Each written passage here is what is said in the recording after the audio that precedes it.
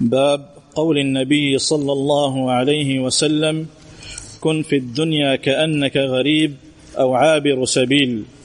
حدثنا علي بن عبد الله حدثنا محمد بن عبد الرحمن أبو المنذر الطفاوي عن سليمان الأعمش قال حدثني مجاهد عن عبد الله بن عمر رضي الله عنهما قال أخذ رسول الله صلى الله عليه وسلم بمنكبي فقال كن في الدنيا كأنك غريب أو عابر سبيل. وكان ابن عمر يقول إذا أمسيت فلا تنتظر الصباح وإذا أصبحت فلا تنتظر المساء وخذ من صحتك لمرضك ومن حياتك لموتك. باب ہے نبی صلی اللہ علیہ وسلم کے فرمان کے بارے میں کہ کن فی الدنیا، دنیا میں ایسے ہو جاؤ کأنک غریب، گویا کہ آپ مسافر ہیں، او عابر سبیل، یا آپ راہ پہ چلنے والے ہیں، راہ عبور کرنے والے ہیں، راہگیر ہیں۔ ہاں جی، باب سمجھ گئے آپ؟ ترجمہ سمجھ گئے؟ دنیا میں کیسے رہنا ہے؟ جیسے آپ مسافر ہوں یا کیا ہوں؟ راہگیر ہوں۔ لو جی، میں ابھی اس وقت آپ کے پاس دبئی شہر میں بطور مسافر آیا ہوا ہوں۔ اب میری زندگی آپ کی زندگی سے مختلف ہوگی۔ میں 3 دن کے لیے آیا ہوں، اور اگر میں ابھی آپ میں سے کسی سے رابطہ کر کے کہوں یار میں نے ایک مکان خریدنا ہے، ایک گاڑی خریدنی ہے کیونکہ میں یہاں پہ رہ رہا ہوں 3 دنوں کے لیے، تو آپ مجھے سمجھدار کہیں گے کہ بیوقوف کہیں گے؟ تو مسافر کیسے رہتا ہے؟ ایسے دنیا میں آپ رہیں۔ اللہ کے رسول کہہ رہے ہیں دنیا میں ایسے رہیں۔ آپ نے تو ایسے بڑے بڑے منصوبے بنا رکھے ہیں گویا کہ دنیا سے جانا ہی نہیں ہے، کوئی آخرت کی تیاری نہیں، کوئی آخرت کی فکر نہیں۔ دبئی میں آنے والا بھی دبئی میں وہ منصوبے بنائے گا جن کا فائدہ اسے کہاں ملے؟ جہاں پہ وہ رہ رہا ہے، اس کی پکی رہائش ہے جہاں پہ۔ اور یہاں پہ جو ہمارا لیبر طبقہ آیا ہے وہ کماتا ہے، لگاتا کہاں پہ ہے؟ پاکستان میں یا انڈیا میں لگاتا ہے۔ تو اللہ کے رسول ہمیں پیغام دے رہے ہیں صلی اللہ علیہ وسلم، یہی صورتحال آپ کی ہونی چاہیے آخرت کے لحاظ سے۔ یہاں پہ وہ منصوبے بنائیں جو آپ کے کہاں پہ کام آئیں؟ آخرت میں کام آئیں، جن سے آپ کا جنت میں گھر بنے، جن کی وجہ سے جنت میں آپ کا محل بنے، جس کی وجہ سے آپ جہنم کی آگ گرمی سے بچ سکیں۔ یہاں دبئی میں مزدور مزدوری کرتا ہے، کس لیے؟ میرے بچے جون جولائی میں پاکستان انڈیا میں وہاں کی گرمی سے بچ جائیں، میں نے وہاں اے سی لگوا کے دینا ہے، بجلی کا بل ادا کرنا ہے اس محنت مزدوری کے پیسوں سے، میں نے سردیوں کا بندوبست کرنا ہے، ان کو اچھے بسترے لے کر دینے ہیں، مکان دوبارہ بنانا ہے کیونکہ کھڑکیوں سے وہ کیا، اور دیوار باریک ہے اور کھڑکیاں اچھی نہیں، سردی آتی جی وہاں سے۔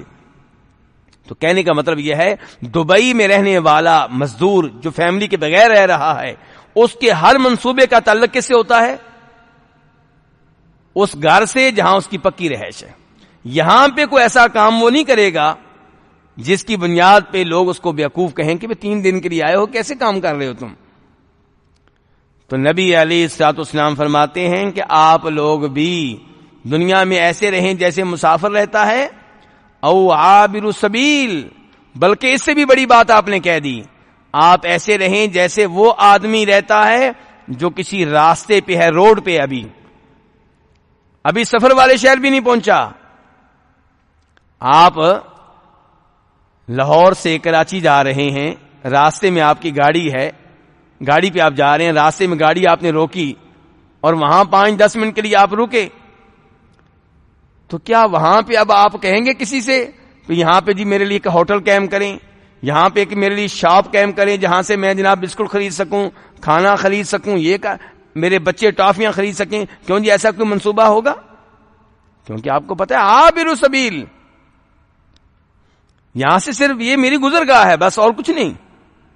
وہاں پہ آپ زیادہ زیادہ کیا کریں گے؟ قضائے حاجت کر لیں گے، جو کھانا پہلے سے آپ لے کر آئے ہیں وہ گرم کر کے کھا لیں گے، بس اتنا کچھ کریں گے۔ یہ نہیں آپ کہیں گے کہ یہاں پہ کوئی میرا ہوٹل بن جائے، میرے بچوں کے لیے یہاں کوئی شاپ قائم ہو جائے، میرے بچوں کے لیے یہاں پہ سکول قائم ہو جائے۔ تو اللہ کے رسول صلی اللہ علیہ وسلم فرما رہے ہیں دنیا میں ایسے رہو جیسے کوئی مسافر ہو او عابر سبیل، یا جیسے کوئی وہ آدمی ہو جو راستہ عبور کرنے والا ہو، روڈ پہ جا رہا ہو، راگیر ہو۔ اس کے بعد امام بخاری کہتے ہیں، اچھا یہاں پہ آپ دیکھیے کہ امام بخاری نے جو باب قائم کیا وہ بھی حدیث سے لیا، ایسے ہی ہے نا، جس کو عنوان بنایا ہے وہ بھی حدیث سے لیا ہے۔ اب آگے حدیث باقاعدہ لے کر آتے ہیں، کہتے ہیں حدثنا علی بن عبداللہ، ہمیں حدیث بیان کی ہے علی بن عبداللہ نے۔ یہ علی بن عبداللہ کون سے ہیں؟ المدینی، اللہ آپ لوگوں کو جزائے خیر دیں، علی بن عبداللہ المدینی، امام بخاری کے وہ استاد جن کے بارے میں امام بخاری کہا کرتے تھے کہ میرا ایک ہی ایسا استاد ہے جس کے سامنے جب بیٹھتا ہوں تو اپنے آپ کو حقیر سمجھتا ہوں، اپنے آپ کو معمولی سا انسان سمجھتا ہوں، اور وہ علی بن عبداللہ المدینی ہے۔ یعنی کہ یہ علم کا اور حدیث کا اتنا بڑا ماہر ہے، اتنا بڑا ماسٹر ہے کہ امام بخاری بھی اس کے سامنے اپنے آپ کو بچہ سمجھتے ہیں۔ اور جب امام بخاری کے یہ الفاظ اس استاد کو بتائے گئے اور اسے کہا گیا کہ امام بخاری آپ کے بارے میں یہ کہتے ہیں، آپ کی شان میں یہ کچھ کہہ جاتے ہیں، تو انہوں نے کہا اس کی بات پہ یقین نہ کرو، یہ ایسے ہی مارتا ہے، یعنی کہ یہ خود بہت بڑی چیز ہے، وہ کہنا چاہتے ہیں بہت بڑی چیز ہے، یہ ویسے میری شان بیان کر رہا ہے، یہ خود بہت بڑی چیز ہے۔ کون؟ امام بخاری۔ تو امام بخاری نے حدیث لی علی بن عبداللہ المدینی سے، اور وہ کہتے ہیں حدثنا محمد بن عبد الرحمن ابو المنذر الطفاوی، یعنی کہ تا کے اوپر ضمہ ہے، کہ ہمیں یہ حدیث بیان کی تھی محمد بن عبد الرحمن ابو المنذر الطفاوی نے، اور وہ حدیث روایت کرتے ہیں سلیمان الاعمش سے، سلیمان بن مہران الاعمش، اور وہ کہتے ہیں حدثنی کہ مجھے حدیث بیان کی تھی مجاہد بن جبر نے المکی، بہت بڑے مفسر، عبداللہ ابن عباس رضی اللہ عنہما کے خاص شاگرد۔ کس کے خاص شاگرد؟ عبداللہ عباس کے۔ اور زیادہ ان کی شہرت کس معاملے میں ہے؟ تفسیر میں۔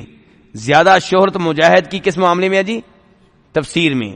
تو یہ مجاہد بن جبر کہتے ہیں کہ عن عبداللہ ابن عمر، کہ عبداللہ ابن عمر سے حدیث روایت کی جاتی ہے کہ انہوں نے کہا تھا اخذ رسول اللہ صلی اللہ علیہ وسلم بمنقبی، کہ اللہ کے رسول علیہ الصلوۃ والسلام نے میرا کندھا پکڑ لیا، فقال، اور کہا کن فی الدنیا کأنک غریب او عابر سبیل، دنیا میں ایسے رہو گویا کہ تم کیا ہو؟ مسافر ہو، او عابر سبیل، یا گویا کہ تم راستے پہ چلنے والے ہو۔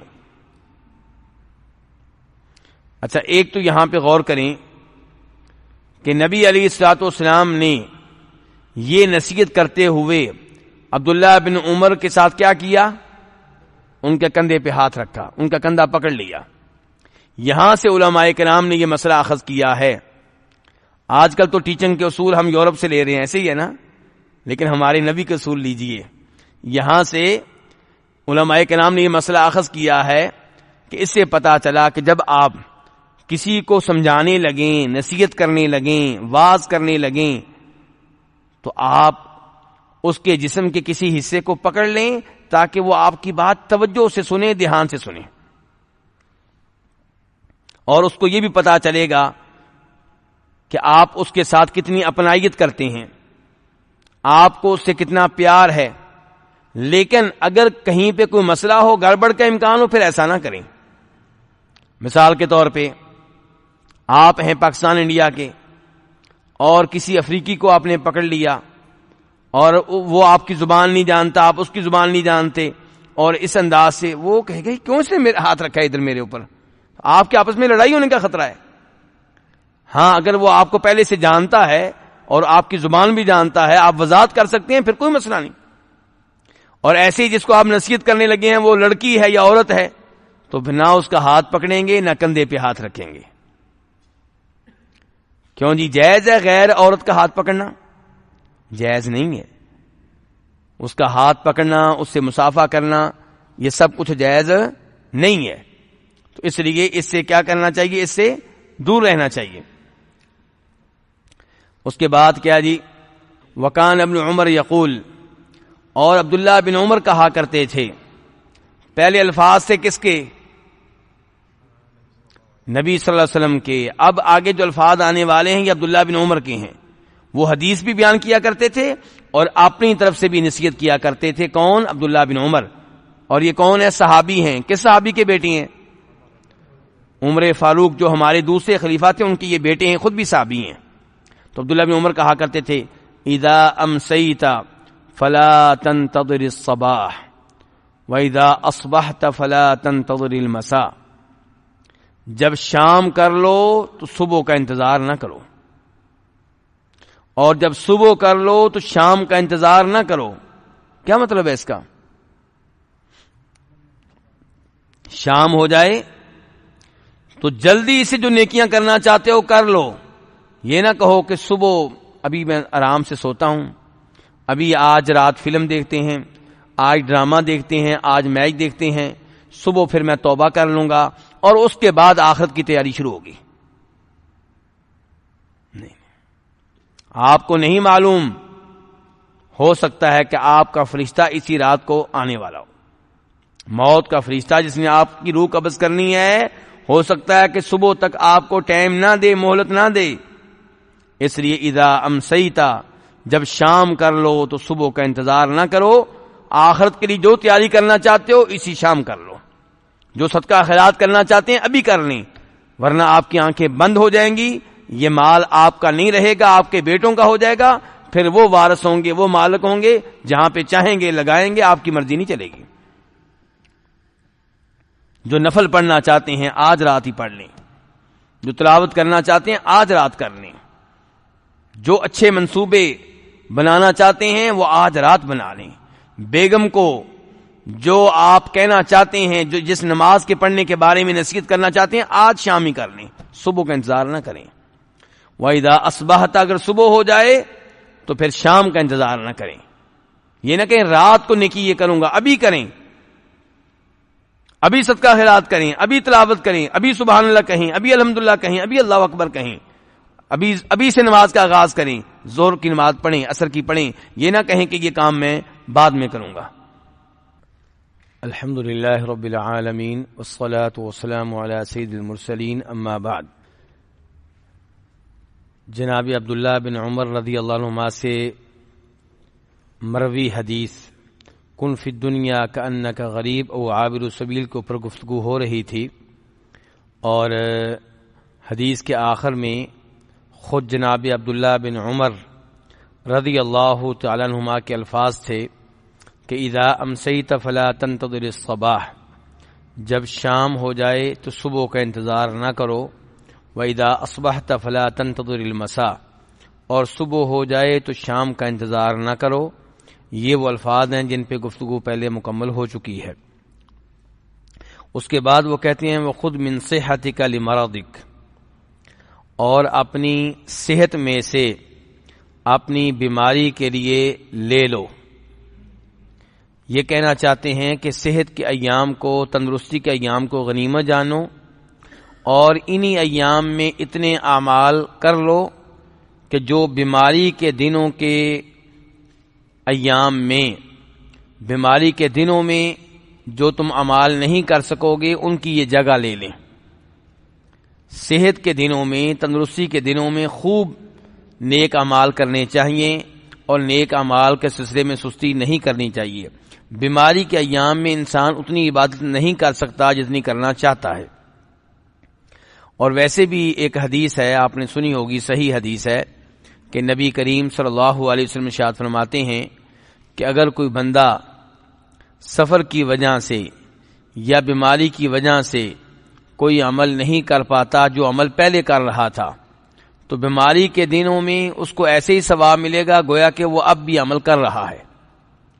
تو آپ تندرستی کے دنوں میں نیک اعمال کریں تاکہ بیماری کے دنوں میں اگر کوئی عمل چھوٹ جائے تو پھر بھی ثواب ملتا رہے. اللہ کے ہاں ایسے ہی لکھا جائے گویا کہ وہ عمل اب بھی آپ کر رہے ہیں. ایسے ہی اس حدیث میں یہ بھی آیا کہ انسان اگر سفر کی وجہ سے کوئی عمل نہیں کر پاتا جو عام دنوں میں کر رہا تھا، تو سفر کے دنوں میں ایسے ہی ثواب ملے گا گویا کہ وہ کر رہا ہے. تو یہ عبداللہ ابن عمر کہہ رہے ہیں کہ صحت کے دنوں میں، صحت کے زمانے میں ایسے نیک عمل کر لو جو بیماری کے دنوں میں بھی تمہارے کام آئیں. وَمِنْ حَيَاتِكَ لِمَوْتِكَ، اور اپنی زندگی میں نیک اعمال کر لو جو فوت ہونے کے بعد تمہارے کام آئیں. تو یہ ان کی بہت زبردست نصیحت ہے. اور نبی علیہ الصلوۃ والسلام سے بھی ایسی حدیث بیان کی جاتی ہے، بلکہ آپ سے ثابت ہے. شیخ البانی رحمہ اللہ نے اسے صحیح قرار دیا ہے. امام حاکم اسے اپنی کتاب المستدرک میں لے کر آئے ہیں.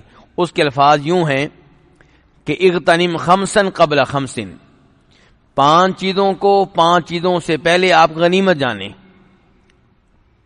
شبابک، اپنی جوانی کو آپ غنیمت جانیں بڑھاپا آنے سے پہلے، یعنی کہ جوانی میں خوب نیک اعمال بجا لائیں، خوب تلاوت کیا کریں، خوب درس حدیث میں حاضر ہوں، درس قرآن میں حاضر ہوں. بڑھاپے میں ایسے کام پھر آپ سے شاید نہ ہو سکیں. اور پھر آپ فرماتے ہیں وصحتک، اور اپنی صحت کو غنیمت جانو بیماری آنے سے پہلے پہلے. تو بیماری کے ایام سنہری ایام ہیں اللہ کی عبادت کرنے کے لیے، اللہ کی اطاعت کرنے کے لیے. اس کے بعد آپ فرماتے ہیں اپنی مالداری کو، مالی لحاظ سے اپنی اچھی حالت کو غنیمت جانو فقیری اور مسکینی کے ایام آنے سے پہلے پہلے. اس کا کیا مطلب ہے کہ جب اللہ نے مال دیا ہوا ہے تو ان ایام میں اللہ کی راہ میں خوب خرچ کریں، مساجد کے اوپر، مدارس کے اوپر، بیواؤں کے اوپر، یتیموں کے اوپر، فقیروں کے اوپر، پڑوسیوں کے اوپر، رشتہ داروں کے اوپر. ورنہ کہیں ایسا نہ ہو کہ وہ ایام آ جائیں جب آپ کے پاس مال نہ رہے، پھر آپ نے کہنا ہے کاش میرے پاس مال آئے تو میں بھی اللہ کی راہ میں خرچ کروں، میں بھی مسجد پہ لگاؤں، میں بھی مدرسے میں پہ لگاؤں. ابھی جب مال موجود ہے ابھی اللہ کی راہ میں لگائیں. جہاں اس میں سے آپ حصہ نکالتے ہیں اپنی بیگم کے لیے، بچوں کے لیے، وہیں پہ اسی مال میں سے حصہ نکالیں اللہ کی راہ میں خرچ کرنے کے لیے. پھر آپ فرماتے ہیں کہ اپنی فراغت کو غنیمت جانو مصروفیت کے ایام آنے سے پہلے پہلے. اور یہ میرے نوجوان بھائی، نوجوان دوست جن کی ابھی شادی نہیں ہوئی، جن کے ابھی بچے نہیں ہیں، ان کو معلوم ہونا چاہیے کہ یہ اطاعت کرنے کی عبادت کے صحیح معنوں میں ایام ہیں. ان کے لحاظ سے جب شادی ہو جاتی ہے، بیگم اپنا ٹائم لیتی ہے، بچے اپنا ٹائم لیتے ہیں، سسرال جا رہے ہیں جی، بیگم کے فلاں رشتہ داروں کے ہاں فوتگی ہو گئی ہے جی، فلاں رشتہ داروں کے ہاں شادی ہے جی، ادھر جانا ہے جی، ادھر جانا ہے، 100 مصروفیات ہیں. فی الحال آپ بیگم بچوں سے آزاد ہیں. اور ایسے ہی دیگر احباب بھی جن کے بچے ہیں وہ اب بھی اتنے مصروف نہیں ہیں جتنا آئندہ دنوں میں مصروف ہونے والے ہیں. تو اس لیے ان ایام کو غنیمت جاننا چاہیے. اور پھر آخر میں آپ کہتے ہیں وحیاتک قبل موتک، اپنی زندگی کو غنیمت جانو موت آنے سے پہلے پہلے. تو نبی علیہ الصلوۃ والسلام نے بھی وہ نصیحت کی ہے جس نصیحت میں عبداللہ بن عمر والے الفاظ موجود ہیں. گویا کہ عبداللہ بن عمر نے جو نصیحت کی تھی انہوں نے نبی علیہ الصلوۃ والسلام سے ہی لی تھی، اگرچہ اپنے الفاظ میں بیان کی تھی. تو یہ احادیث بڑی عظیم احادیث ہیں، ہمیں جگا رہی ہیں، ہمارے دلوں کو بیدار کر رہی ہیں آخرت کے لیے، اور ہمیں بتانا چاہتی ہیں کہ اصل زندگی یہ دنیا کی زندگی نہیں ہے جس کی چمک دمک کی وجہ سے دھوکے میں مبتلا ہو کے ہم ساری توجہ اسی جانب کیے ہوئے ہیں، بلکہ اصل زندگی وہ ہے جو فوت ہونے کے بعد ہے، اور اس کی تیاری کرتے رہنا چاہیے. اور اس حدیث سے بھی پتہ چلا کہ نبی علیہ الصلوۃ والسلام امت کے کتنے خیر خواہ ہیں، کس قدر آپ رحمت اللہ عالمین ہیں. آپ ہمیں جہنم کی آگ سے بچانا چاہتے ہیں، آپ ہمیں چاہتے ہیں کہ ہم جنت میں پہنچ جائیں، اس لیے آپ کہہ رہے ہیں کہ دنیا میں ایسے رہو گویا کہ تم مسافر ہو، یا ایسے رہو گویا کہ تم روڈ پہ جا رہے ہو، یعنی کہ روڈ پہ دل نہ لگاؤ، جہاں سفر کر کے گئے ہو عارضی طور پہ اس شہر میں دل نہ لگاؤ، واپس اپنے گھر آؤ، اپنی بیگم کے پاس آؤ، اپنے بچوں کے پاس آؤ. ایسے ہی یہ دنیا تمہارے لیے روڈ کی حیثیت رکھتی ہے اور سفر خانے کی حیثیت رکھتی ہے. تو یہاں سے آگے جانا ہے، اس جہاں کی تیاری کرنی چاہیے۔